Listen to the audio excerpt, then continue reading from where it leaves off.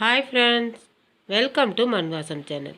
இன்றைக்கி நம்ம சேனலில் பார்க்க போகிற ரெசிபி சப்பாத்திக்கு ஒரு சைட் டிஷ் தாங்க. அதுவும் நம்ம முழு பச்சைப்பருப்பு வச்சு, தோல் உள்ள பச்சைப்பருப்பு வச்சு செய்ய போகிறோம். இப்போ நான் ஒரு 200 கிராம் தோல் உள்ள பச்சைப்பருப்பு எடுத்துக்கிறேங்க. குக்கரில் நம்ம தண்ணி ஊற்றி நல்லா கழுவிக்கலாம். நல்லா ஒரு 2 தரம் கழுவிக்கணும். நல்லா இது மாதிரி தேய்ச்சி கழுவிக்குங்க. அவ்வளோதாங்க, நான் கழுவி எடுத்துகிட்டு வந்துட்டேன். ஒரு 2 கிளாஸ் தண்ணி சேர்த்து நம்ம வேக வைக்கலாங்க. 400 ml தண்ணி சேர்த்து வேக வச்சுக்கலாம். ஒரு 5 விசில் வர்ற வரைக்கும் வச்சுக்கலாங்க. இப்போ இந்த மாதிரி தோல் உள்ள பச்சைப்பருப்பில் செஞ்சிங்கன்னா நல்லா சுவையாகவும் இருக்கும். அதுக்கு இல்லாமல் நம்மளுக்கு ரொம்ப ஹெல்த்தியான ஒரு டிஷ்ஷும் கூடங்க இது. அவ்வளோதாங்க, 5 விசில் வந்துடுது பாருங்கள். நல்லா வெந்திருக்குது பாருங்கள். இந்த அளவுக்கு வேகணுங்க. இது அப்படியே இருக்கட்டுங்க. இப்போ கேஸ் ஆன் பண்ணிவிட்டு ஒரு வானல் வச்சுக்கோங்க. வானலில் வச்சுட்டு ஒரு 3 டேபிள் ஸ்பூன் அளவுக்கு எண்ணெய் விட்டுக்குங்க. ஒரு டீஸ்பூன் அளவுக்கு ஜீரகம், ஒரு பெரிய வெங்காயம் சின்ன சின்னதாக நறுக்கி சேர்க்குறேங்க. அதையும் சேர்த்து நல்லா வதக்கி விடுங்க. சப்பாத்திக்கு மட்டும் இல்லைங்க, தோசை கூட நல்லாயிருக்கும் இது. ஒரு 3 பச்சை மிளகாய் நீல வாக்கில் நறுக்கி போட்டுக்குங்க.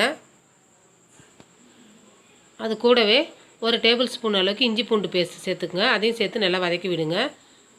இஞ்சி பூண்டோடைய பச்சை வாசனை போகிற அளவுக்கு வதக்கி விடுங்க. ஒரு 2 பெரிய தக்காளிங்க, அளவு பார்த்திங்கன்னா ஒரு 100 கிராம் தக்காளி சேர்க்குறேங்க. தால் செய்யும்போது நிறைய தக்காளி சேர்த்திங்கன்னா தான் நல்லா சுவையாக இருக்கும். ஏன்னா நம்ம இதில் வேறு எதுவும் புளிப்பு சுவைக்கு எதுவும் சேர்க்கலை இல்லைங்களா, அதனால் தக்காளி கூடுதலாக சேர்த்துக்குங்க. தக்காளி வெங்காயம் எல்லாமே நல்லா நம்ம வேகணுங்க. இப்போ மசாலா சேர்த்துக்கலாம். ஒரு டீஸ்பூன் மஞ்சள்தூள், ஒரு டீஸ்பூன் கார மிளகாத்தூள், 1/2 டீஸ்பூன் ஜீரகத்தூள், 1/2 டீஸ்பூன் கரம் மசாலாங்க. இப்போ இதுக்கு தேவையான உப்பு அதையும் சேர்த்து நல்லா வதக்கி விடுங்க.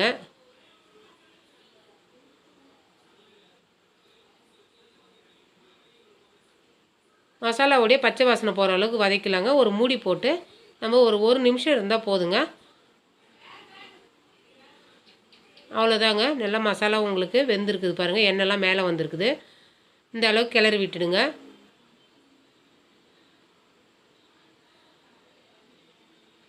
இப்போ நம்ம வேக வச்சுருக்கிற பச்சைப்பருப்பை சேர்த்துக்கலாங்க. பருப்பு சேர்த்து நல்லா கலக்கி விடுங்க.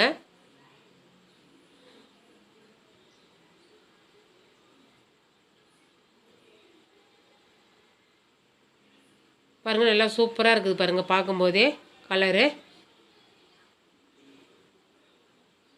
கொஞ்சமாக தண்ணி சேர்த்துக்கலாம். உங்களுக்கு சாதத்து கூட சாப்பிட்ணுன்னா கொஞ்சம் கூடுதலாக தண்ணி சேர்த்துக்குங்க. நான் சப்பாத்தி கூட வச்சு சாப்பிட்றதுக்கோசம் கொஞ்சம் கட்டியாக செய்கிறேங்க. இந்த அளவுக்கு நான் தண்ணி சேர்த்துக்கினேன். உங்களுக்கு தேவைன்னா இன்னும் கூடுதலாக தண்ணி சேர்த்துக்குங்க. லைட்டாக கொதிச்சா போதுங்க. மசாலாலாம் முன்னாடியே வெந்துடுச்சு. இப்போ பருப்பு வெந்த பருப்பு தான் நம்ம சேர்த்தோம், அதனால் ரொம்ப கொதிக்க வைக்க தேவையில்லை. இப்போ இது என்னென்னா கொஞ்சமாக தனியாகவும் ஜீரகத்தையும் வறுத்து பொடிச்சதுங்க, அதையும் சேர்த்துக்கிறேன் மேலாக்க. கூட மேலே வந்து கசூர் மேத்தி சேர்க்குறேங்க. ஆப்ஷனல் தான், உங்களுக்கு தேவைன்னா சேர்த்துங்க கசூர் மேத்தி, இல்லைன்னா விட்டுருங்க. சேர்த்திங்கன்னா நல்லா சூப்பராக இருக்கும். மல்லித்தழையை பொடியாக்கி சேர்த்துக்குங்க. நம்ம கொத்தமல்லி இது மாதிரி வறுத்து நுணுக்கி போடும்போது நல்லா சுவையாக இருக்குங்க, சூப்பராக இருக்கும் வாசம். அதனால தான் நான் அப்படி சேர்த்தேன். நீங்கள் வேணும்னா முன்னாடியே வந்து மசாலா சேர்க்கும் போதே மல்லி பவுட்ரு சேர்த்துக்குங்க வேணும்னா. அவ்வளோதாங்க.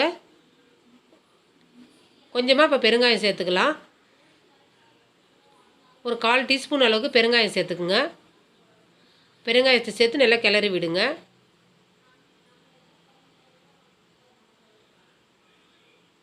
அவ்வளோதாங்க, பருப்பு ரெடி ஆயிடுச்சு. இந்த ரெசிபி பிடிச்சிருந்ததுன்னா மண் வாசம் சேனலை லைக் பண்ணுங்கள், ஷேர் பண்ணுங்கள், கமெண்ட் பண்ணுங்கள், சப்ஸ்கிரைப் பண்ணுங்கள். பக்கத்தில் இருக்கிற பெல் பட்டனையும் அழுத்துங்க. தேங்க்யூ.